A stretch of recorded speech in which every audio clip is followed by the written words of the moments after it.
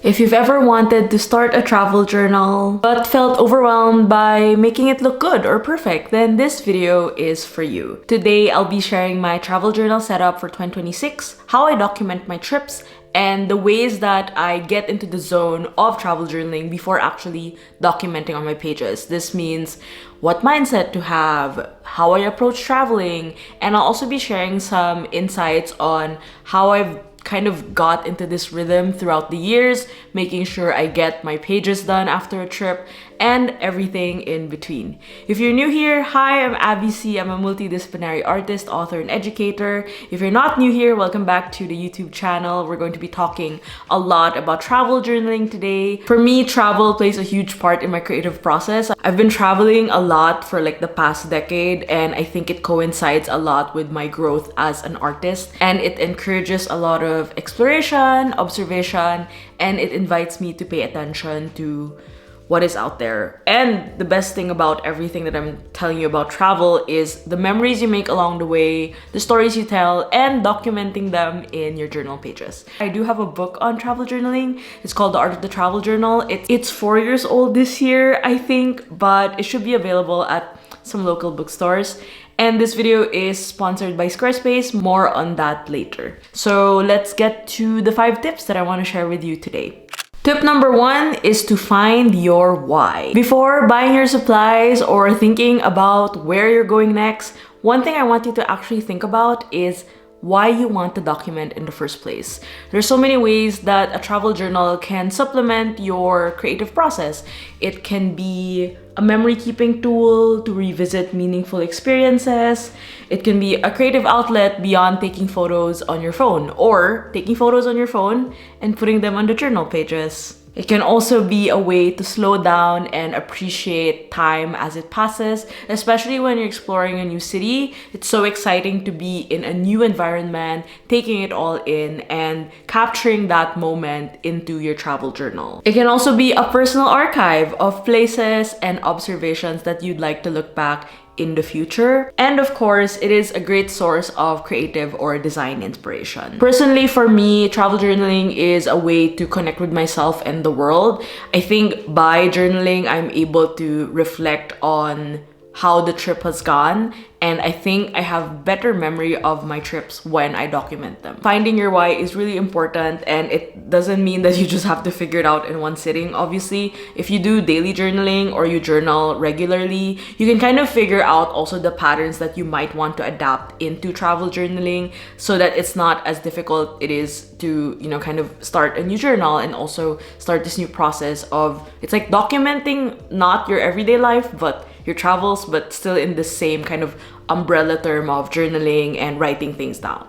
Number 2 is to identify your travel style and goals. I'm gonna go ahead and say that we all travel differently. I think I'm the type of person who values solo travel a lot, but now that I'm older, I actually like traveling with people too. So sometimes it can also vary between like when you're going on a family trip or a honeymoon or a group trip. It's all different goals, different expectations, and that factors in the amount of time you have and what you're going to be exploring. Another thing is no two people travel the same way, so that means your journal pages shouldn't look the same either. Like you could both go to New York and both have different journal pages, and I think that's the beauty of travel journaling, because the way you would capture things would be different for your companion and vice versa. Before you decide how to journal, I want you to think about what kinds of trips you usually take. Are you the type who goes to more cities and more cafe explorations? You like to hit the museums, the bookshops, the architecture. If you are that person, I am your girl. But you could also be the type who loves to explore nature, go to the beaches, hiking, outdoor activities, or you could be a person who does road tripping. I try to factor these in because it depends also on the logistics of how you're traveling. Are you traveling by train, by plane, by car? Another thing is to figure out what you naturally pay attention to while traveling. So one thing I pay attention to a lot is the facade of buildings, which I think has manifested a lot in my work. I love drawing architecture. A lot of my videos have architecture on it. I like looking at signs. you might be paying attention to the flowers that are on bloom, or some kind of design that's on the floor, or the posters that you pass by.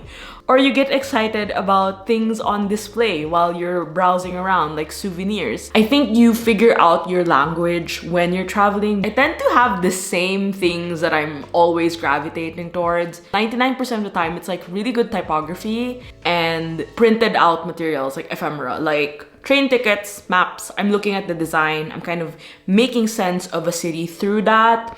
And it could be different for you. Maybe you are a foodie and you just love kind of tasting local fare and like trying all the delicacies, and that can also inform you of what you want to document about. Maybe you want to document a lot about food, a lot about tourist spots, and that could be your narrative when it comes to travel journaling. Tip number 3 is to keep your setup simple. I cannot stress this enough because this is the number one thing I get asked about. Like every time I'm traveling, like, Abby, what are you bringing to your trip? I make a lot of short form videos about this as well. And I think the consensus is like every trip is different, but every trip, my goal is to pack as light as possible. I try to just do my 1 pouch rule because then I can focus on other things that I want to pack. Maybe nice clothes, some makeup, my tech. There's a lot of things I pack in a trip, and I think it's impossible to be able to bring your entire stationery collection when you're traveling. One thing to think about is if you'll actually journal during the trip. So I am an after the trip journaler, and during the trip I am doing observations. I'm writing things down. I have a separate notebook where I get into reporter mode and just write everything down. So from writing things down, I'm able to translate those things into a visual page on my journal or when I draw. And I find that when I'm traveling, the most I do is writing or drawing. There's nothing like putting together ephemera and stuff, because then that would entail, oh, I have to bring this specific washi tape, oh, I wanted this ink and this fountain pen thing, and you can't really pre-plan that unless you want to, but I find it really tedious. And planning for a trip and packing is already stressful enough. Don't really want to add to that. So one thing that I just do is keep everything in a pouch. This is as simple as it gets, and obviously this changes for every trip depending if scissors are allowed, you know, things like that. But most of the time I just bring my travel journal. So I don't journal with it during the trip, but I just bring it just in case I need anything. I just call it my emotional support journal. So this is the Traveler's Notebook passport size in red. So this is the Love and Trip edition. So I just have this zip pouch here. And then I have this Love and Trip insert that I've started to fill up from previous trips. So right now this houses a lot of my short trips. Short trips is like 4-5 day trips and nothing over a week. And so far I have my Warsaw trip documented here. I'm also in the middle of documenting my trip to Cologne, where we went to the Yayoi Kusama exhibition here.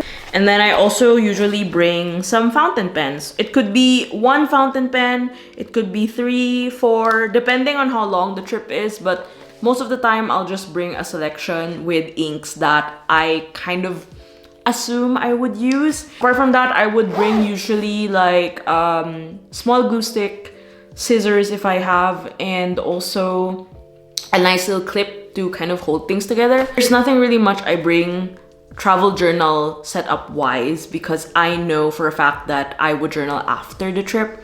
But if you're the type who journals during the trip, I think it would be nice to kind of have a minimal setup.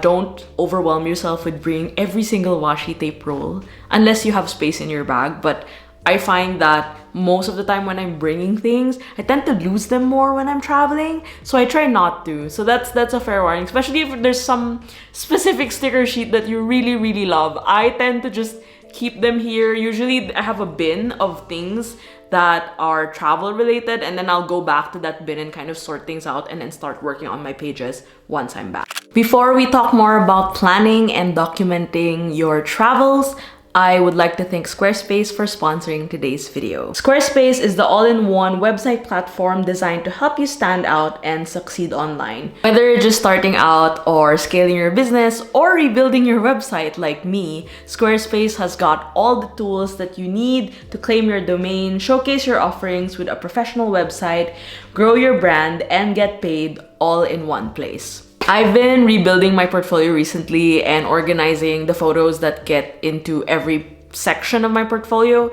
So it's been a game changer to be using Squarespace for this because you simply drag and drop, and with the fluid engine feature, I'm able to just work around my page without feeling like it has to be a certain rigid way. There are also a lot of options for adding new pages and also organizing them through sections that are pre-made, so it's easier for you to just input the images and add the text. Once you add the images to the library, you can edit it as you go, from the cropping to some minor tweaks in like brightness or contrast. I think it's so easy to overlook these small details, but Squarespace makes sure that you have it all under control before you hit publish on your pages.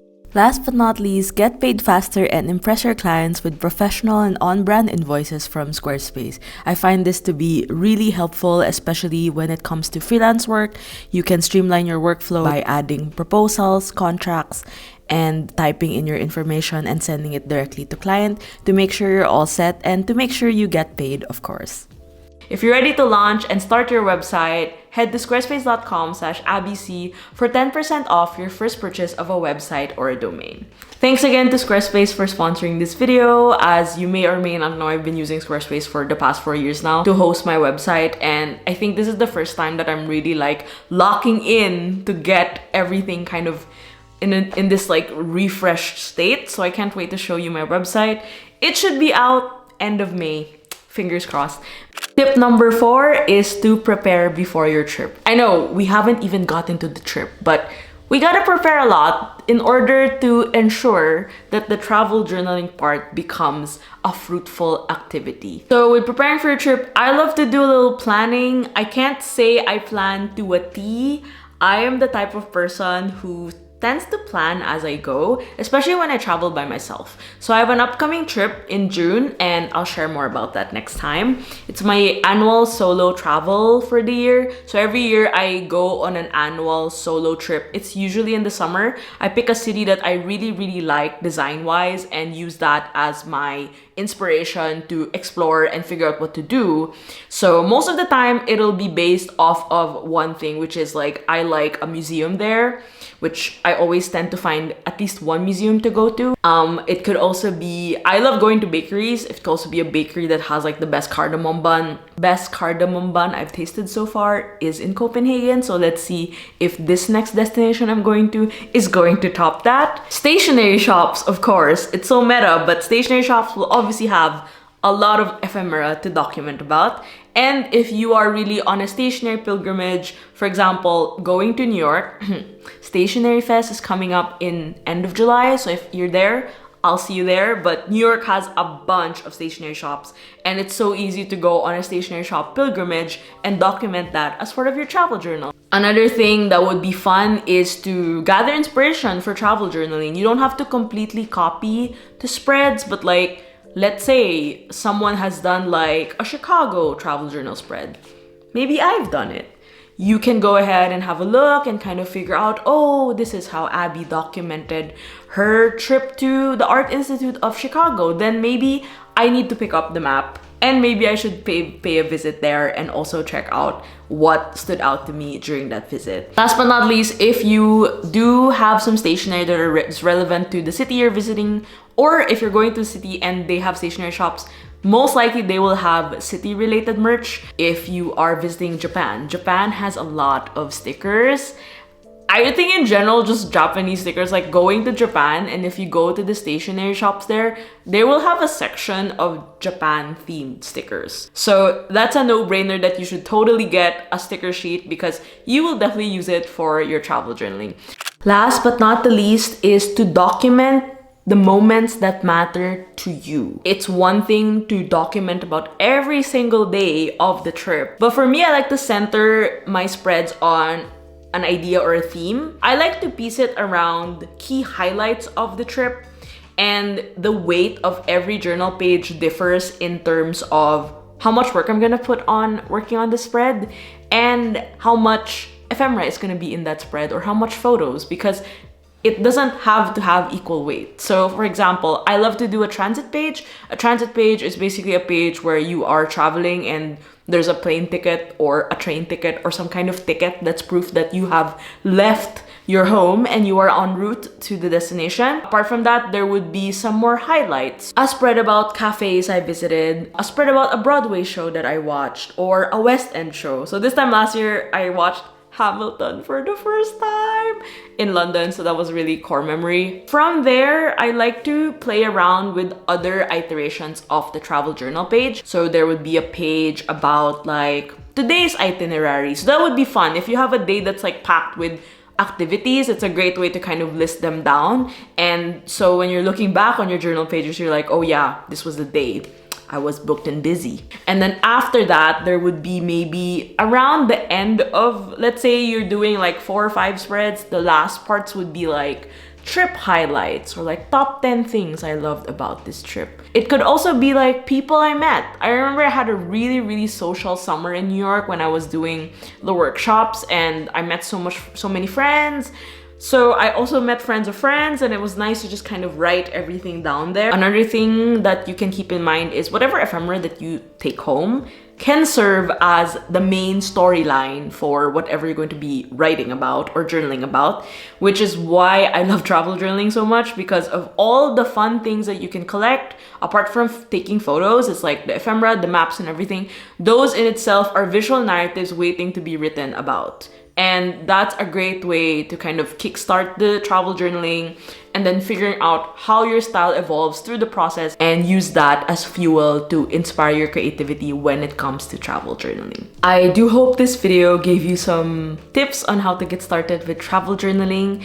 I wanted to talk more about this versus like actually like journaling, because there's a lot of things that definitely come into play before you get into the creative part, and a lot of prep work is necessary, so you're in that mindset. It can be a lot, but once you find the rhythm that suits you the most, I think you're gonna hit jackpot and just be journaling a lot and also enjoying the process of documenting your trips. Thank you so much for watching this video. Thank you also to Squarespace once again for sponsoring this video. One thing I wanted to share before we end this video is that my new Skillshare class on media journaling is now available, so make sure to check that out. And another thing I want to share before I go, just to be like candid with you guys, I plan to take a step back on YouTube, see maybe 1 or 2 videos a month. I think I am in this period in my life where I want to focus on other creative ventures. That doesn't mean I don't like making videos anymore, but I realize that there are videos that I enjoy doing and some that I don't enjoy doing. So I do enjoy like chatting and like sharing ideas like this and being on teacher mode and sharing a lot of things with you.